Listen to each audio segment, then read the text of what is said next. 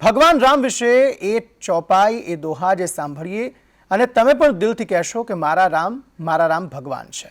આવો સાંભળીએ રાજભા ગઢવીના મુખે મારા રામ। આમાં તે રજપૂતી તણો આડો ન વાળ્યો આંખ લીધા પેલા લાંક તે આપી અવધના ધણી। આવા રાઘવેન્દ્ર સરકાર અવધ નરેશનો યુવરાજ ભારતનો આર્યપુત પરાત્પર બ્રહ્મ ભગવાન રામની જ્યારે વાત કરવાની હોય ભારત વર્ષમાં રામ એટલે તું તલ તલમાં અતલ વિતલમાં ભૂતલ ભલમાં સબ થલમાં જલ નિધિ અન ગલમાં અનિલ અનલમાં દર્શ દલમાં દીવતલમાં પુષ્કર પરિમલમાં પબ ઉપલમાં કણે કણમાં ભગવાન રામ છે, રાઘવેન્દ્ર સરકાર છે અને એ પ્રભુ રામ એ ભગવાન રામ। રામ વગર જીવાય નહીં। રામ આસ છે, રામ શ્વાસ છે અને એ ભગવાન રામનું અયોધ્યામાં જ્યારે મંદિર બની ગયું અને હવે પ્રતિષ્ઠા થવાની છે જ્યારે 22 જાન્યુઆરી ત્યારે સમગ્ર ભારતને વિશ્વમાં વસતા રામ ભક્તોને એમની ખૂબ ખૂબ વધાઈ।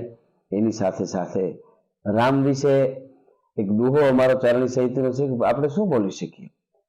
હરિ મહિમા કો સાગર ભર્યો અને કવિ કપોત કી સંચ। દરિયાના કાંઠે ગેળ કે માધવપુરના દરિયાના કાંઠે કે સોમનાથ ના દરિયા કાંઠે કે દ્વારકાના દરિયા કાંઠે કબૂતર ઉડીને જાતું હોય, ઉનાળાનો ધોમ તક તડકો હોય, દોઢક નાળામાં ભગવાન સૂરજ નીચે જાણે આવી ગયો એવું લાગતું હોય ને ઈ કબૂતરને એમ થાય કે તરસ લાગી પાણી પી લઉં, દરિયાને કાંઠે ઉતરે, દરિયામાં ચાંચ બોળી, આમ પાણી ચાંચમાં ભરે ત્યાં ખબર પડે આ તો ખારું છે। ઈ દરિયામાંથી ચાંચમાં ભરેલું પાણી આમ કરીને આમ કબૂતર ખારું લાગે એટલે પાછું ઉડાડી દે। એટલું જ કવિઓ, કલાકારો, કથાકારો રામ વિશે બોલી શકે। દરિયા રૂપી મહિમાનો દરિયો ભર્યો, એમાંથી કબૂતરની ચાંચમાંથી દરિયાનું પાણી ઉડે એટલું જ બોલી શકાય। બાકી રામ રામ છે એ ભગવાન રામ વિશે જ્યારે કહેવું હોય ત્યારે શરૂઆતમાં મેં જે દુહો કીધો, આખી રામાયણ તો રામાયણના એક એક ચોપાઈ ઉપર, રામાયણના એક એક વાલ્મીકીજીના શ્લોક ઉપર કલાકો સુધી બોલાય છે અને જીવનનો આધાર છે। રામ એટલે એક જ્ઞાતિ, એક જાતિ, એક દેશ, એક ખંડ માટેનો કોઈ ભગવાન નથી, એ તો કરતા હરતા છે, આપ જાણો છો। એટલે મેં જે શરૂઆતમાં દુહો કીધો, વિભીષણ જ્યારે આવ્યા દરિયાને કાંઠે અને ત્રાહિમામ શરણાગત શું કરી અને ભગવાન રામના ચરણમાં પડી ગયા, બે ખંભા પકડી, હાથ પકડી, બાવડા પકડીને ઉભા કર્યા, બેઠી ગયા અને પછી ભગવાન રામે વેળું લીધી હાથમાં। આ જોજો તમે, એક સન્યાસીના વેશમાં રહેવા વાળો અવધ નરેશનો યુવરાજ ભારતનો આર્યપુત વાંદરા ને રીસ છે, આરે બે જ ભાઈઓ હતા। આને તાકાત કહેવાય પોતાના પંડીનો જેને ઘટમાં ભરો હો ઘણો એ હાવજ હંગરે નહીં કાલનું મારણ કાગડા। એને આગળ શું થવાનું છે વિચારવાનું જ ન હોય, બોલે થાય। રામ ભગવાન છે તો છે જ બધાનો, પણ રામનું જીવનમાંથી એ પણ શીખવા જેવું છે કે એને કોઈ જીવનનો એક એક પાસું જીવવા માટે ભગવાન રામ માંથી આપણને મળે છે। એટલે ટૂંકમાં વેળું આમ હાથમાં લઈને વેળું તિલક કર્યું વિભીષણને અને કીધું આઈએ લંકેશ કીધું એટલે જાંબુવનજી અને સુગ્રીવના હાથમાંથી ગજા પડી ગઈ। અરે ભગવાન થોડીક ઉતાવળ કરી ગયા, કેમ કે વિભીષણને તમે કહી દીધું આઈએ લંકેશ, એટલે કે લંકા વિભીષણને તમે આપી દીધી, પણ હજી ઓલો 10 માથા વાળો જીવે છે લંકેશ હો, ઈ કે જીવે છે એ વાત સાચી છે પણ જોઈ લઉં છો બીજું શું હોય એમ, તો કે એમ વાત નથી, આજે વિભીષણ તમારા ચરણમાં આવી ગયો। રામ કોને કહેવાય જોજો, આજે વિભીષણ તમારા ચરણમાં આવી ગયો। જાંબુવનજી સુગ્રીવ કહે છે પ્રભુ કાલે રાવણને હારો વિચાર આવે ને તમારા ચરણમાં આવી ત્રાહિમામ શરણાગત શું કરી પગે લાગે તો હાલો લડે તો જીતી જાઉં આપણે, પણ રાવણ કાલે તમારા ચરણમાં આવી જાય તો તમે રાજા તો વિભીષણને બનાવી દીધું, તમે શું કરશો? ભગવાન રામ બોલ્યો, રઘુકુળનું સંતાન બોલે છે, મહારાજ દશરથનો દીકરો બોલે છે, અજનો પૌત્ર બોલે છે। એને કીધું કાલે રાવણ મારા, આજે મેં લંકા આપી દીધી વિભીષણને, રાવણ મારા ચરણમાં આવી જાય કાલે તો રાવણને મારું અયોધ્યા આપી દઈશ। હું રઘુકુળનું સંતાન છું, હું દશરથનો દીકરો કૌશલ્યા નંદન છું। આ પોતાની અયોધ્યા દેવાની જે તૈયારી રાખે, ફૂટબોલના દડાની જેમ 4 ભાઈઓ વચ્ચે અયોધ્યાની ગાદી રજળી પડી। રામ વનમાં જાય, લક્ષ્મણ કે મારે ન જોઈ, ભરત કે મારે ન જોઈ, શત્રુઘ્ન કે મારે, આપ બધા જાણો છો કહેવાનો અર્થ એ છે કે રામ કોઈ એક જ્ઞાતિ જાતિનો ભગવાન નથી, રામ રામ છે। એટલે કવિએ દુહો કીધો ત્યાં વિભીષણને લંકા આપી, એટલે જે કીધું મેં શરૂઆતમાં, રામા તે રજપૂતી તણો આડો ન વાળ્યો આંખ લીધા પેલા લાંક તે આપી અવધના ધણી। લંકાને લીધા પેલા આપી દીધી, એવો ભગવાન રાઘવેન્દ્ર સરકાર અને મહાત્મા ઈસરદાસજી તો એમ કે છે કે કસા કરવ હું મહલ મહલ ગીર મેર કહાવું કસા ગાવ હું ગુણ ગુણ જહાં તુમર ગાવે મેલા કી ધનમાલ જહાં શ્રી ચરણા આગે કસા પખાણા પાવ પવિત્ર નખ ગંગ हिलावे की पुष्प चढ़ावा सिर पर पारिजात वक्त જ ધરે રાજાધિરામ કી રીજવા કવિ શંકરમ સેવા કરે. ભગવાન શંકર પણ જેની સમાધિમાં બેસી જાય એટલે રટણ શ્વાસો શ્વાસ રામ રામ કરતા હોય ને એવો ભગવાન રાઘવેન્દ્ર સરકાર. અને આજે આપણે ભાગ્યશાળી છીએ, સમગ્ર વિશ્વમાં વસતા, ભારતમાં છે એટલું જ નહીં, સમગ્ર વિશ્વમાં વસતા રામ ભક્તો એટલે ભાગ્યશાળી છે કે આપણા બાપ દાદાની પેઢીઓ ગામડામાં રહી રહીને હે રામ હે રામ હે રામ હે રાઘવ. પછી એને તો હોના ગામને અયોધ્યા માની લીધું હતું. રામાયણની એક ચોપાઈ ઉપર કે તહા હે અવધ જહા રામ નિવાસુ અન તહા હે દિવસ જહા ભાનુ પ્રકાશુ.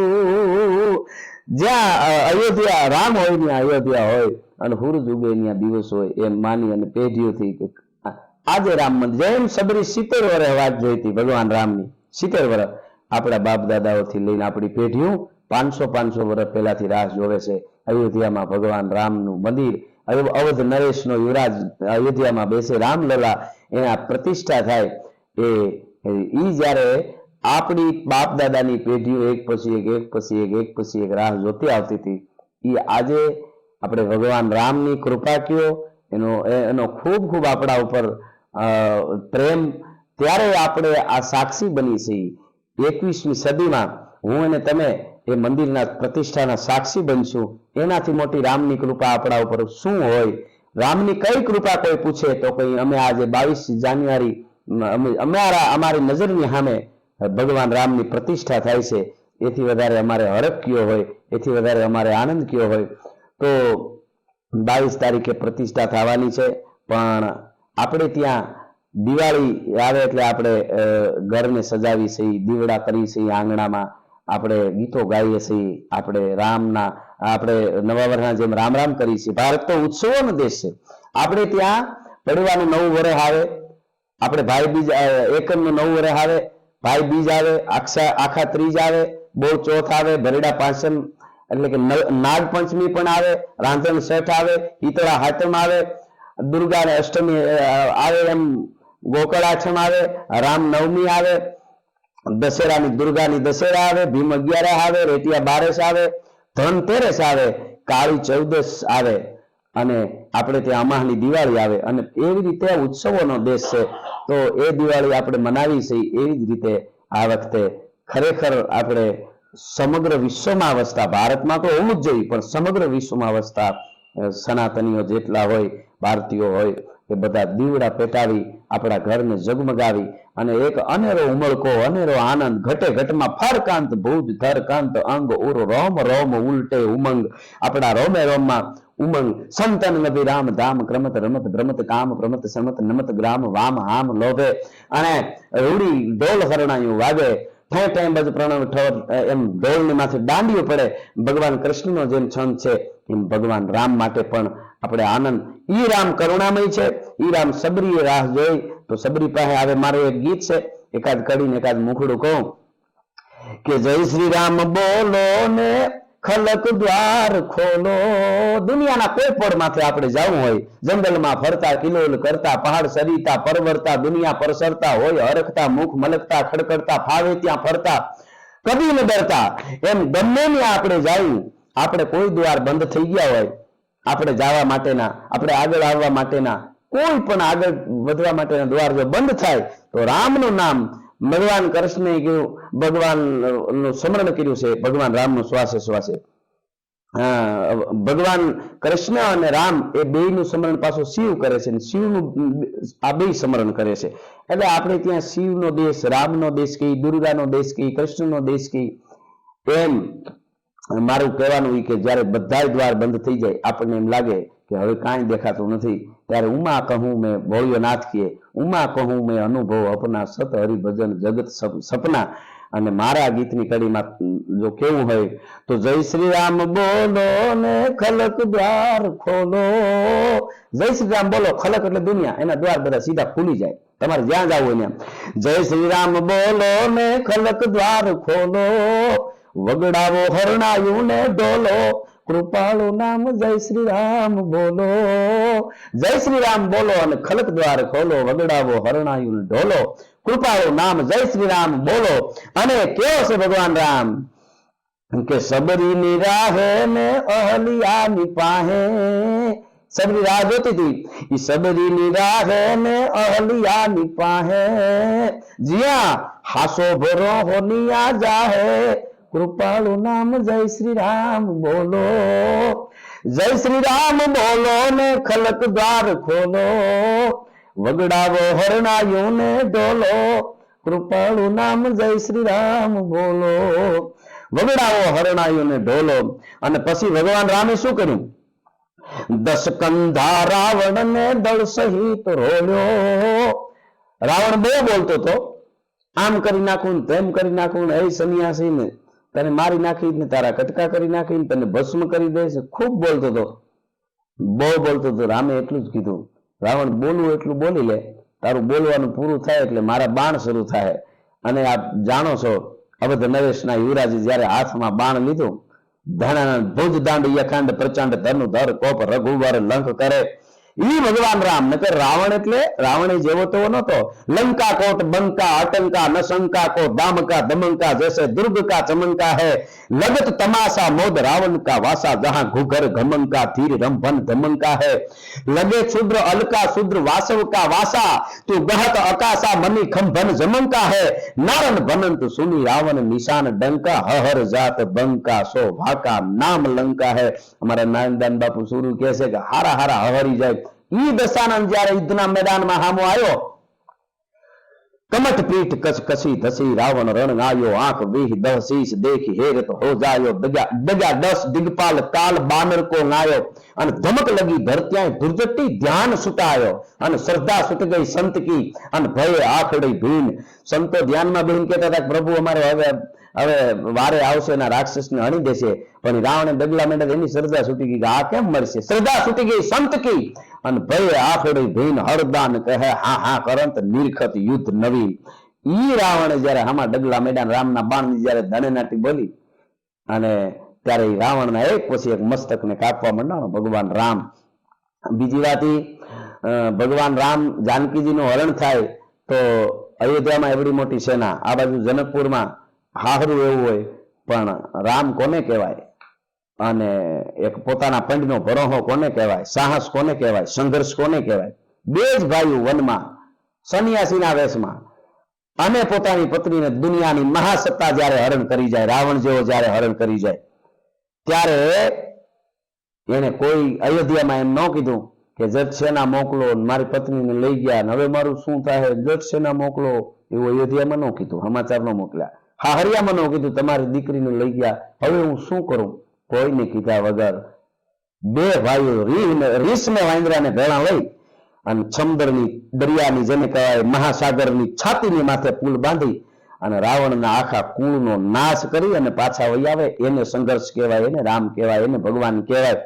જાનકીજીનું હરણ થયા પછી ભગવાન રામ પ્રેમમાં જાનકીજીને આમ વનને પૂછતા હતા, જાનકીજી વિશે થોડા કરુણામય વાતાવરણ થઈ ગયું.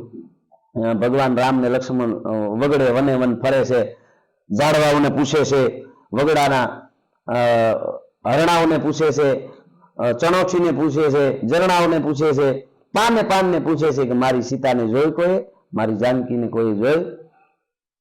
એ વખતે આંખમાંથી આંસુ પડતા હતા. અને એક રસિક બિહારીનું બહુ સરસ કવિ છે, ચારની સાહિત્ય એટલે અદ્ભુત વાત છે. અને ચારની સાહિત્યમાં દરેક કવિએ પોતાની રામરૂપી ભક્તિના રામાયણના યજ્ઞમાં નાની નાની આહુતિઓ હોમવાનું કામ કર્યું છે. બાકી એનો મહિમા શું ગાવો?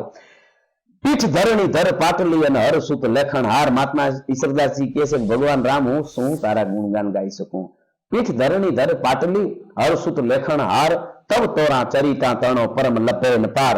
મારાથી શું ગુણગાન ગા? પણ એની રીતે કવિએ ધીરે ધીરે પોતાની એક કોશિશ કરી છે યજ્ઞમાં આહુતિ આપવાની. એટલે રસિક બિહારી નામના કવિ કહે છે કે ભગવાન રામ જાડવાઓને પૂછે છે, ઓળખાણ પૂછે છે, મારી જાનકી જોઈ છે એવું પૂછે છે.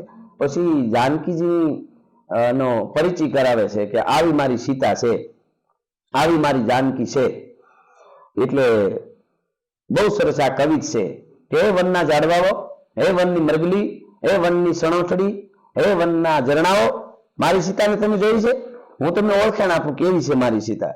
જો હું કહું તમને કે મારી સીતા આવી છે, તમે જોયો હોય તો મને કહો ને કઈ બાજુ ગઈ છે મારી જાનકી, મારી સીતા. એટલે એવું કવિ છે. ભ્રકુટી કબાન વાળી, 4મી સાહિત્યનો ઠાઠ જોજો રસિક બિહારીનો. મારી જાનકી આવી છે, ભ્રકુટી કબાન વાળી, તીખે નયન બાન વાળી, હંસની કપાન વાળી, ભારી શાન વાળી હે, વદન વિશાલ વાળી, મોટું બધું મોઢું છે ચંદ્રમા જેવું, વદન વિશાલ વાળી, અધર પ્રબાલ વાળી, પાણીપદ લાલ વાળી, મત ચાલ વાળી હે. કેવું સરસ આમ કેવું સરસ વર્ણન કવિ કરે છે. ભ્રકુટી કબાન વાળી, તીખે નયન બાન વાળી, હંસની કૃપાન વાળી, ભારી શાન વાળી હે, વદન વિશાલ વાળી, અધર પર બાલ વાળી, પાણીપદ લાલ વાળી, પાણીપદ લાલ વાળી, અંત સાલ વાળી હે. રસિક બિહારી મેહ વાળી, દિવ્ય દેહ વાળી, એનો દેહ દિવ્ય છે અને મેહ એટલે પ્રેમ, પ્રેમાળુ છે મારી સીતા, મારી જાનકી. તમે જોયું હોય તો કે નહીં? રસિક બિહારી મેહ વાળી, દિવ્ય દેહ વાળી, સંતત અસેહ વાળી, સત્ય મેહ વાળી હે. કોઈ વંચારીને નિહારી તો બતાવો વેગી પ્યારી શો હમારી હે, જો એસે રૂપ વાળી હે. આવી મારી સીતા છે, આવી મારી જાનકી. તમે જોયું? જોજો બધાને કહે છે વંચારીને, વનના પ્રાણીઓને કોઈ વંચારીને નિહારી તો બતાવો વેગી પ્યારી શો અમારી હે, જો એસે રૂપ વાળી હે. આટલી વાત કરી એટલે લક્ષ્મણજી થી રહેવાનું નહીં કે બસ પ્રભુ હવે થોડુંક મોટા ભાઈ વધી નથી જતું? આપણે રઘુકુળનું સંતાન, આપણે ક્ષત્રિય, અને આમાં આંવડા પાડી કઈ પત્ની હારું થઈને હારા લાગે? અને ભ્રકુટીનો મરોડ બદલાનો ભાઈ. હા, ભ્રકુટી વિલાસ સૃષ્ટિ લય હે. લક્ષ્મણ તું મને કાયર માને છે કે હું ઘરવાળી વગરનો થઈ ગયો એટલે રડું છું, એટલે હું રોવા મીડ્યો છું? લાય હું ધનુષબાન, હું રામ છું. તને ખબર હોવી જોઈએ લક્ષ્મણ, હું એટલે નથી રોતો કે મારી પત્ની વગરનો થઈ ગયો એટલે, પણ નીચે જોઉં ને તો ધરતી એમ કે છે કે મારી દીકરી ક્યાં? મારી સાસુ ધરતી છે. ઉપર જોઉં તો મારા પૂર્વ સૂર્યો એક પછી એક એમ કે છે કે રઘુકુળનું સંતાન પોતાની સ્ત્રીનું રક્ષણ ન કરી શકે, એટલે મને આંસુડા આવે છે, એટલે આહું આવે છે. બાકી હું રામ છું. સાંભળી લે લક્ષ્મણ, તું લોક જારું, સાતો સાગર સુખાય દારૂ, ગીરી ઢહાય દારૂ, ભૂમિ ઉલટાવું મેં. એક વાર મને કોઈ કહી દે કે આ જગ્યાએ જાનકીજી છે અને આ માણસ એને લઈ ગયો છે, એટલી મને ખબર પડે. તું લોક જારું, સાતો સાગર સુખાય દારૂ, ગીરી ઢહાય દારૂ, ભૂમિ ઉલટાવું મેં. રંચ में विदाई दारू, दसो दिग्पालन को खड्डन समेत, शशि सूर को गिराऊं मैं. खड्डन समेत તારોડિયા, ચંદ્ર, સૂરજ એને બધું મરોડી તોડીને હાથમાંથી ઉછેડી લઈ આવે. ઈ રામ છું. હા, લાય હું ધનુષબાન, તીવું લોક જારું, સાતો સાગર સુકાય દારૂ, ગીરી ઢહાય દારૂ, ભૂમિ ઉલટાઉં મેં. રંચ में विदाई दारू, दसो दिग्पालन को खड्डन समेत, शशि सूर को गिराऊं मैं. नभ से पाताल लेके रसिक बिहारी प्राण प्यारी सुधी पाऊं मैं. एक बार એટલું કહી દે મારી પ્રાણ પ્યારી જાનકી કઈ જગ્યાએ છે એની શુદ્ધિ મને થઈ જાય. રસિક બિહારી प्राण प्यारी शुद्धि पाऊं मैं, फिर जानकी न लाऊं तो राम नाम पलटाऊं, धनु बाण ना उठाऊं मैं. जो रसिक बिहारी प्राण प्यारी शुद्धि पाऊं मैं, फिर जानकी न लाऊं तो राम नाम पलटाऊं, धनु बाण ना उठाऊं मैं. एक बार મને કહી દો કે આ જગ્યાએ સીતા છે અને જો આટલી એટલી વસ્તુ કરીને સીતા ન લઈ આવું તો રામ નામ પલટાવું, ધनु बाण ना उठाऊं मैं. પછી ધनु બાણ હાથમાં ન ઉઠાવું. ઈ ભગવાન રામ, ઈ ભગવાન રાઘવેન્દ્ર જે ખુમારી આપે, જે સંઘર્ષ બધું જીવનમાં બધું જ રામ આપે અને રામના આશીર્વાદ વગર કેમ જીવાય? હા, ઈ રાઘવ, ઈ ભગવાન રામના આ 22 જાન્યુઆરી 2024 ના આજ ભણકાર વાગે છે આભા મંડળમાંથી ધીરા ધીરા ધીરા ધીરા ધીરા અસ્તિત્વ જાણે સંગીત વગાડી રહ્યું છે. અસ્તિત્વ જાણે એના યજ્ઞોમાં આહુતિ આપવા માટે જાણે તૈયાર થઈ ગયું છે. ચારે બાજુથી દેવો, દિગંતો અને બધાય માનવ, પશુ, પંખી, જળ, ચેતન એ બધામાંથી કંઈક રણકાર બોલી રહ્યા છે કે મારો રામ આવી રહ્યો છે, મારો રાઘવેન્દ્ર સરકાર આવી રહ્યો છે, મારો પ્રભુ આવી રહ્યો છે. એ ભગવાન રામના આ આગમન મંદિરમાં જ્યારે પ્રતિષ્ઠા થાય, રામ તો કણે કણમાં છે પણ મંદિરમાં અયોધ્યામાં પ્રતિષ્ઠા થાય એથી વધારે અનેરો આનંદ કયો હોય તો ફરી અને બધા જ રામ ભક્તોને ખૂબ ખૂબ વધાઈ આપું છું. અને ભગવાન રામ આપણા હૈયામાં, આપણા વેણમાં, આપણા બોલવામાં, આપણા ચાલવામાં એનો હાસોહાસ વાસ થવો જોઈએ. એના કેળે, એના પોતાના કેળે તો નહીં, પણ એના કેળે ચીંધેલા કેળે હાલવાની કોશિશ કરી તો રામમય બની. અને રામમય એટલે અસ્તિત્વમય, અને રામમય એટલે દુનિયાનો જે પૃથ્વીનો ગોળો છે, જે જળ ચેતન, પશુ પક્ષી, જીવ, માનવ એ બધાને જીવતા રહેવા, અને રામ રાજ્ય એટલે બધાનો હક મળે, કોઈને કોઈ હેરાન ન કરે, એ ભગવાન રામ છે. રામ એટલે દરેક જીવને સાથે રહી અને હિંસા ભૂલી જાય. જ્યાં રામનું નામ હોય ત્યાં એ રામ છે, એ રામનું નામ છે. એ રામ એટલે એ રામ માટે મેં જેમ શરૂઆતમાં કીધું એમ દરિયો એના મહિમાનો ભર્યો છે. આપણે વધારે શું બોલી શકીએ, પણ રામ આવે છે અયોધ્યામાં. એ કણીકણમાં તો છે જ, પણ વિશેષ જ્યારે પ્રતિષ્ઠા અવધમાં એને જનની જન્મભૂમિ ભગવાન રામે કીધું હોય તો એની પ્રતિષ્ઠાનો આનંદ કેવો અનેરો હોય છે. અને એ 500 વર્ષ પછી આપણી પેઢીઓની રાહ પછી આપણને આ આનંદ, આપણને આ ભક્તિભાવમાં ડૂબવાનો એક સમય, આ વખત 22 જાન્યુઆરીના સમયનું ઋણ, એ 22 જાન્યુઆરીના સમયનું ઋણ ન ચૂકવી શકીએ. એ ભગવાન રામના મંદિર બને એના માટે અયોધ્યામાં જેટલા અનેક સનાતનીઓએ પ્રાણ ગુમાવ્યા છે આપ જાણો છો, સંઘર્ષ કર્યા છે આપ જાણો છો. પ્રાણ ગુમાવનાર તો ભગવાન રામ, એટલે મોક્ષ જ હોય. એના માટે આપણે કંઈ માંગવાનું ન હોય, પણ એ દિવ્ય ચેતનાઓને આપણે યાદ પણ કરીએ, એને પણ ન ભૂલી.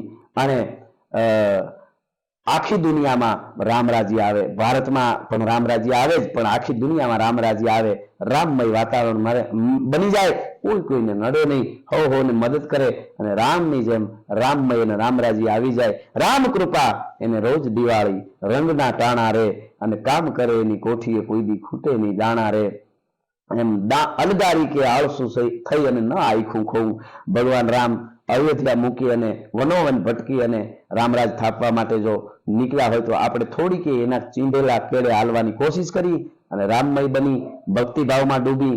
રામ રામ એ રામ સિવાય બીજો કોઈ એની ઉપમા ન આપી શકાય કે રામ આવો છે, રામ આના જેવો. એ રામ રામ હોય, એના સિવાય કાંઈ નહીં. ફરી અને બધાય ભક્તોને ખૂબ આ પ્રતિષ્ઠા મહોત્સવ ઉજવાઈ રહ્યો છે, એની વધાઈ સાથે જય માતાજી.